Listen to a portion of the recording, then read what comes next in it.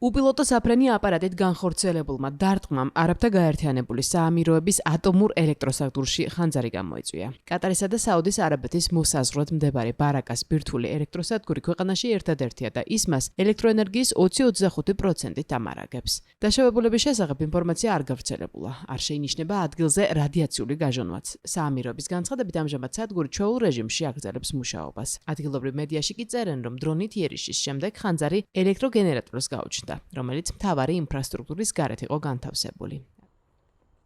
ატომური ენერგიის საერთაშორისო სააგენტოში მომხდარი დაგმესა აღნიშნეს, რომ ერთ-ერთ რეაქტორს დროებით საგანგებო სიტუაციებისთვის გამოყოფილი დიზელის გენერატორზე მოუხდა გადასვლა. მომხდარზე პასუხისმგებლობა ამ დროისთვის რეგიონში მოქმედ არც ერთ ჯგუფს არ აუღია.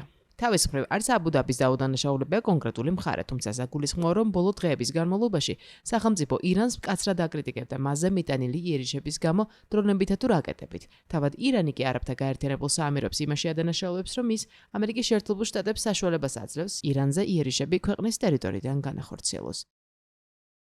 საგულისხმოა, რომ ამჟამად არაბთა გაერთიანებულ საამიროებში ისრაელის საჰაერო ძალებისაა განთავსებული, რომელიც ამერიკულ პერსონალს 28 თებერვალს შეუერთდა, როდესაც ორმა ქვეყანამ ირანის წინააღმდეგ სამხედრო ოპერაცია წამოიწყეს. ინციდენტი ირანსა და ამერიკის შეერთებულ შტატებს შორის გაყინული მოლაპარაკებების ფონზე ხდება. ვაშინგტონისა და თეირანის ბოლო გზავნილები კი ზრდის იმის რისკს, რომ კონფლიქტმა შესაძლოა უფრო ინტენსიური სახე მიიღოს და ხანგრძლივად გაგრძელდეს.